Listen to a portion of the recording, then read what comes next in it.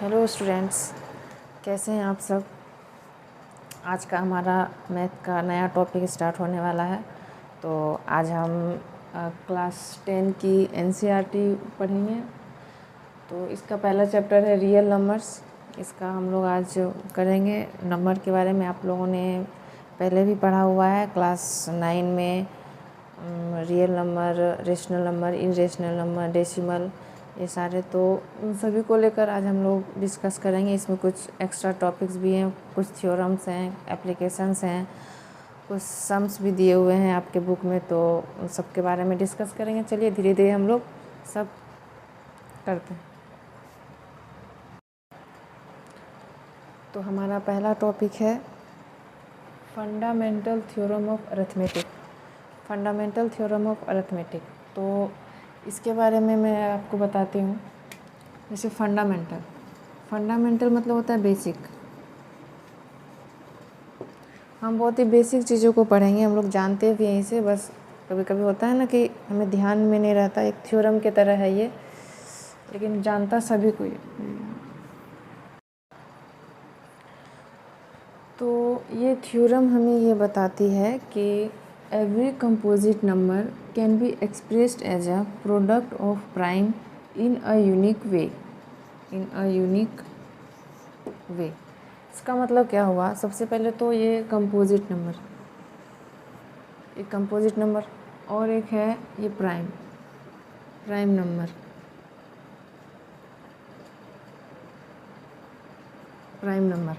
एक composite number और prime number क्या है? पहला कन्फ्यूजन। तो पहले हम ये जानते हैं, अगर आप लोग ये जान जाएंगे कि कंपोजिट नंबर और प्राइम नंबर क्या होता है, तो आप बहुत आसानी से इस थ्योरम को समझ सकते हैं। तो कंपोजिट नंबर,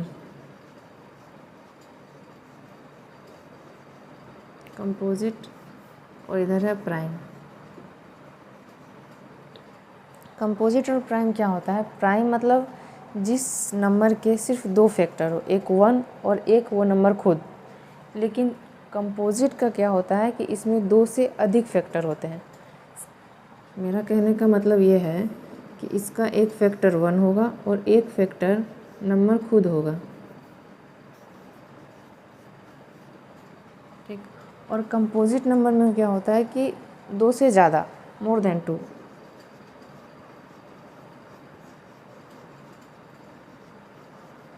ठीक है, मैं एग्जांपल देती हूँ तो आप लोगों को ठीक से समझ में आ जाएगा।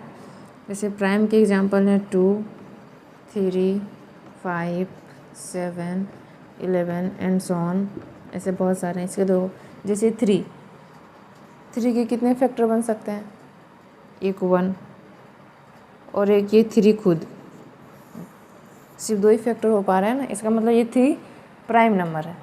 कंपोजिट में क्या होता है, जैसे कोई नंबर लिए 12, कोई भी ले लो, 4, 6, ये सारे, इन सब का 2 से अधिक फैक्टर होता है। जैसे 12 का 1 इंटू 12, 2 इंटू 6, 2 इंटू 3, इस तरह से इसके बहुत सारे फैक्टर हैं। ऐसा नहीं कि सिर्फ 2 फैक्टर, इसके 2 से बहुत ज़्यादा फैक्टर है, 3, 4, 5, कुछ भी हो सकता है। तो ये है कंपोजिट और प्राइम नंबर, आप लोग देख लो। तो कंपोजिट नंबर और प्राइम नंबर में डिफरेंस तो आप लोग समझ ही चुके होंगे। तो अब हम इस थ्योरम को देखते हैं। ये थ्योरम क्या कहता है? Every composite number can be expressed as a product of prime number in a unique way. इसका कहने का मतलब है जितना भी कंपोजिट नंबर है, जो भी कंपोजिट नंबर होते हैं, हम उन्हें प्राइम नंबर के प्रोडक्ट फॉर्म में तोड़ सकते हैं, फैक्टराइज कर सकते हैं। इसे ही कहते हैं fundamental theorem of arithmetic. Composite number expressed as product of prime number and unique way. क्यों लिखा है यूनिक वे? मतलब ये हुआ कि ऐसा नहीं है कि एक ही फैक्टर रहेगा तो उसका अलग अलग नंबर आ जाएगा। मतलब अच्छा, मैं एग्जांपल देकर आपको समझाऊंगी तो आपको बहुत क्लियरली समझ में आ जाएगा कि ये क्या कहना चाह रहा है। तो वी कैन सी एग्जांपल। यहाँ पे कुछ मैंने एग्जाम्पल्स लिखे हैं जिन्हें आप देखिए, मैं इन्हें समझाती हूँ। जैसे कि 12 क्या है? कंपोजिट नंबर है, राइट।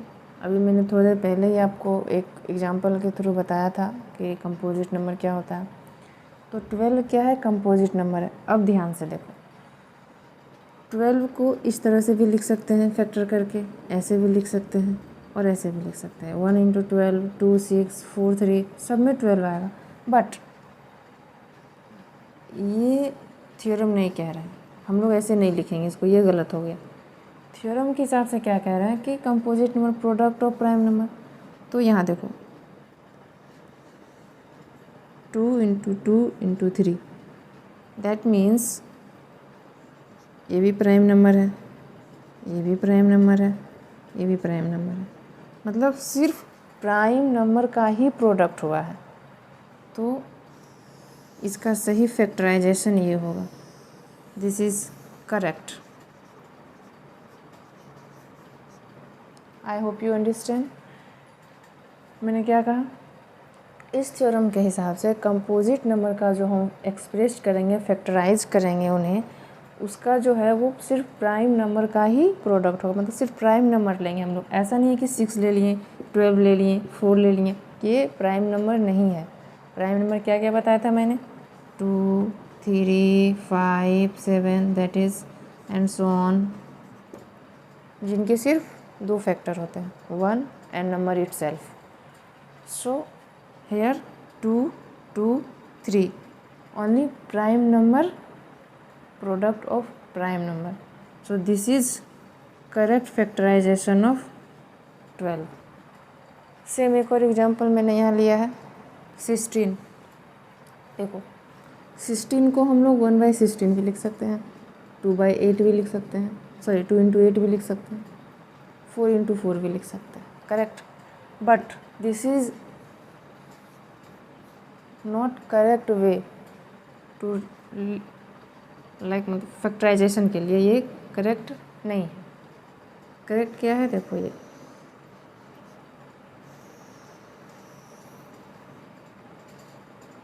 ये थ्योरम कहना चाहता है। देखो 2 प्राइम नंबर है, सिर्फ प्राइम नंबर का ही प्रोडक्ट लिया गया, इसका मतलब दिस इज करेक्ट फैक्टराइजेशन। ये 16 का सही फैक्टर है। ये समझ में आया? अब ये थ्योरम को भी उसी तरह देखो, every composite number can be expressed as a product of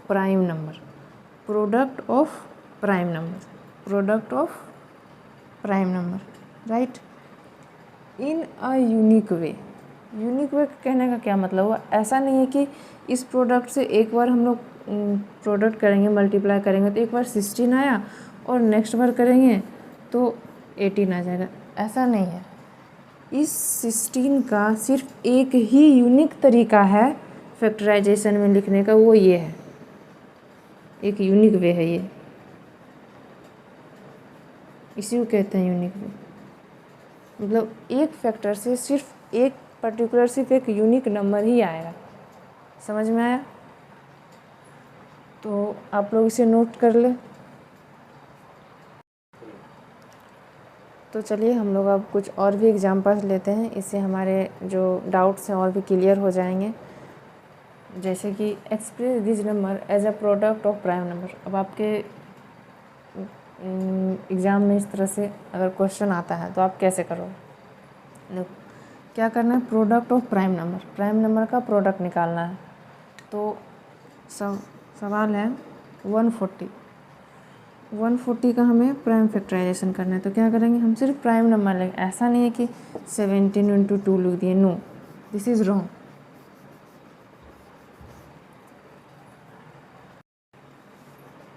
तो 140 को हम लोग कैसे लिखेंगे?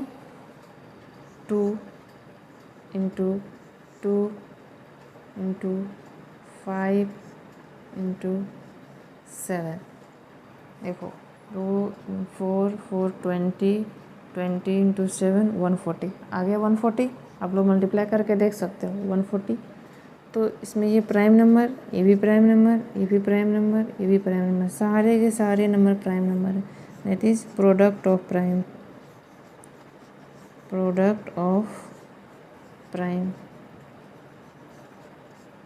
समझ में आया? इस तरह से आप लोग तोड़ कर इसका फैक्टराइजेशन करोगे। This is the product of prime factor. इसे ही हम लोग कहेंगे ये प्राइम फैक्टर है, because only prime number is used. Next हम लोग इसे देखते हैं 156। तो 156 तोड़ो, कैसे टूटेगा ये? 2 इंटू 2 इंटू 3 इंटू 30 हो गया ना?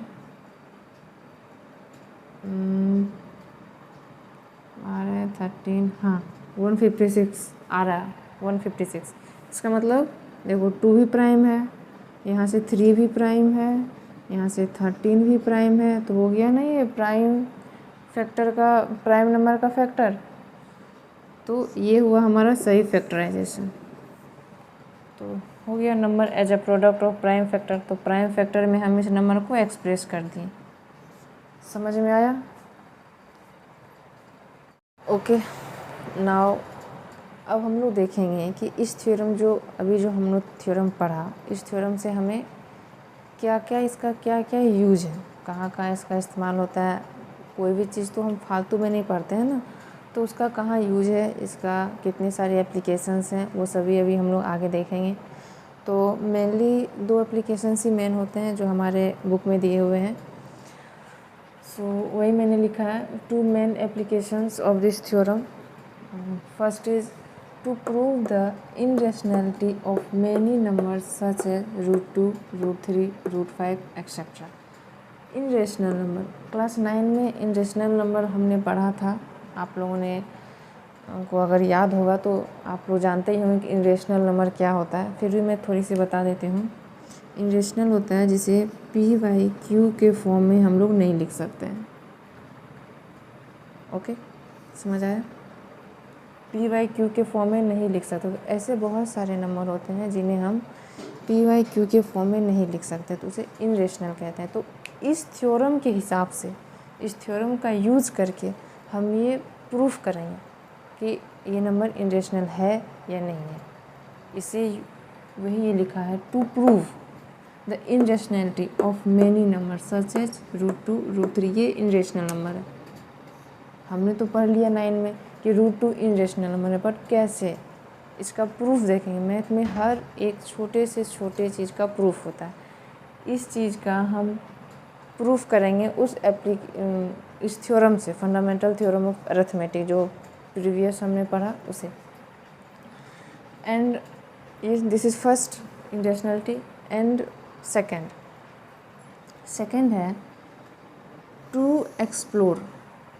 हमें टू एक्सप्लोर दैट इज़ पता लगाते हैं when exactly the decimal expansion of a rational number is terminating and when it is non terminating repeating. अब ये देखो टर्मिनेटिंग और नॉन टर्मिनेटिंग रिपीटिंग, ये भी हमने क्लास 9 में पढ़ा है।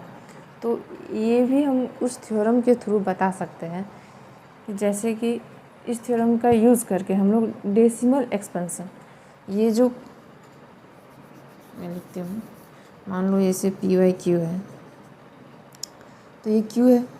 अगर हम q को, जैसे ये q मान लो कोई कंपोजिट नंबर है, अब q को अगर हम प्राइम फैक्टराइज करेंगे तो इसका प्राइम फैक्टर्स के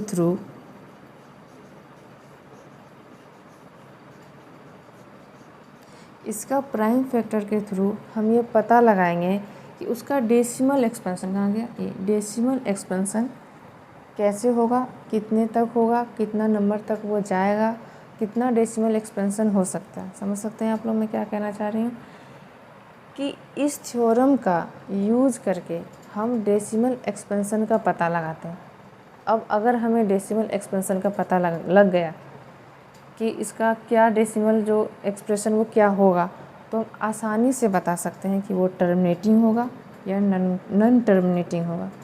इसका कहने का मतलब ये है कि इन दिस थ्योरम, इस थ्योरम का यूज़ करके हम ये बता सकते हैं पहला इनरेशनल है या नहीं, और दूसरा वो टर्मिनेटिंग है या नॉन टर्मिनेटिंग है, या नॉन टर्मिनेटिंग रिपीटिंग है। समझ आया? इसके दो मेन एप्लीकेशंस हैं। Listen to me carefully. Two main applications of this theorem. First, prove irrationality, number irrational है या नहीं है, इसे प्रूव करेंगे। सेकेंड, डेसिमल एक्सपेंशन के थ्रू हमें ये पता चलेगा नंबर इज़ टर्मिनेटिंग और non terminating. Is that clear? Now आप लोग इससे पहले नोट कर लो। अभी अभी हमने पढ़ा फंडामेंटल थ्योरम ऑफ अरिथमेटिक। तो इसको मेन वही है, any composite number can be expressed as a product of prime number. लेकिन इसे ही बुक में बहुत तरह से डिफ़ाइन किया गया, बहुत तरीके से डिफ़ाइन किया गया। और तो इसे हम रिवर्स भी बोल सकते हैं। मेरा कहने का ये मतलब है, if we say in previous topic any composite number can be expressed as a product of prime number, तो हम उल्टा भी कह सकते हैं, रिवर्स भी कर सकते हैं कि product of any prime number, product of any prime number take a composite number. वही कहा गया है बुक में, take any collection of prime number 2, 3, 7, 11। Okay, देखो सारे प्राइम नंबर हैं। Take any collection of prime number 2, 3, 7, 11 and multiply all of this number, we get a composite number. Understand? इसका मतलब ये कहना चाह रहा है कि हम कोई भी प्राइम नंबर कलेक्ट कर लेंगे और जब उन्हें मल्टीप्लाई करेंगे, उनका प्रोडक्ट निकालेंगे, तो हमें एक कंपोजिट नंबर मिल जाएगा। कहने का मतलब ये है, जैसे 2, 3, 7, 11 है, ठीक है, हमने इतना लिया। और भी होते हैं 13, 17, 23। अगर 2 × 3 × 7 किया जाए तो क्या मिलेगा? 42। देखो ये तो प्राइम था, ओके, और यहाँ में क्या मिला? कंपोजिट। ये हुआ कंपोजिट नंबर। और ये क्या हो गया? Product of prime number.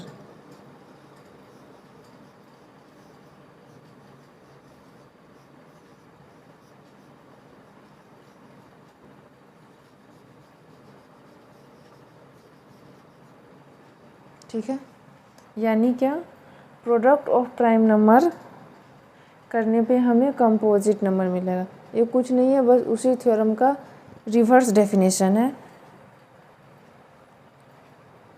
Multiplication of this number we get a composite number. जब हम सारे प्राइम नंबर को लेकर उनका मल्टीप्लाई करेंगे तो हमें कंपोजिट नंबर मिल जाएगा।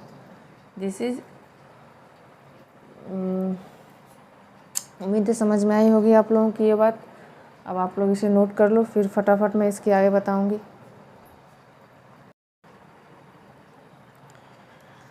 अब हम इस थ्योरम में एक छोटी सी चीज़ देखेंगे जो हमने उस वक्त पढ़ा, उस वक्त हमने नोटिस नहीं किया, लेकिन अभी वो चीज़ हम देखेंगे तो फिर हमारा थ्योरम थोड़ा मॉडिफाई हो जाएगा। जैसे कि देखो, मैंने एक एग्जांपल करवाया था उस टाइम 140 का, राइट।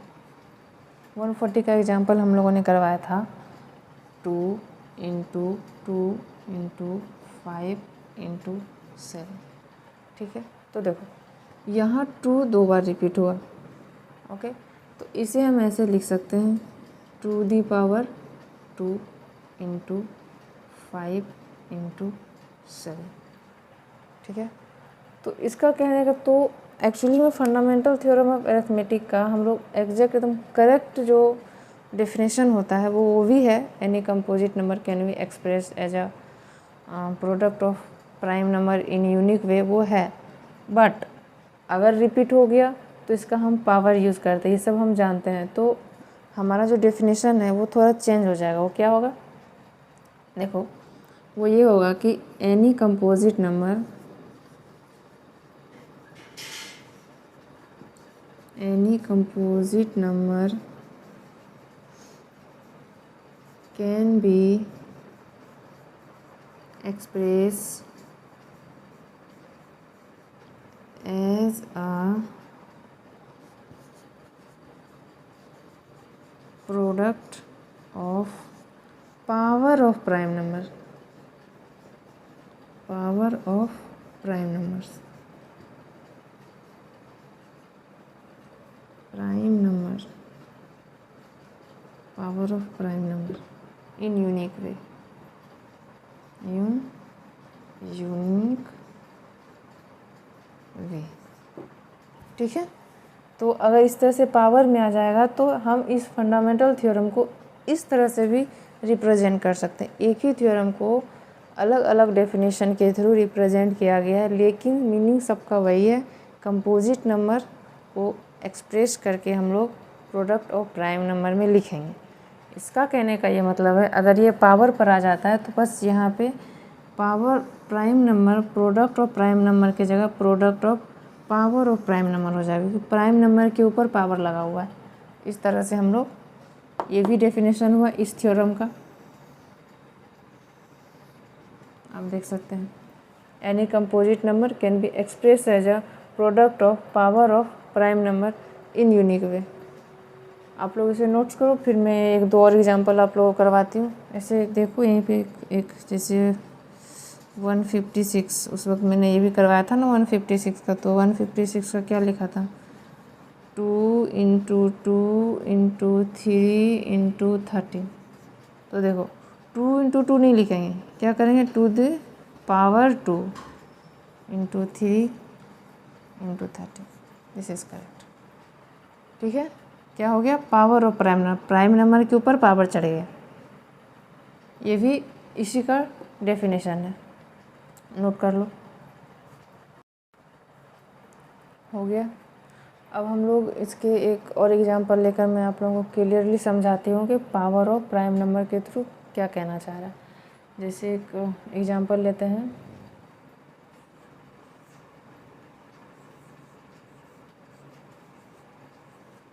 ठीक है। तो इसका हम लोग पहले प्राइम फैक्टर करेंगे।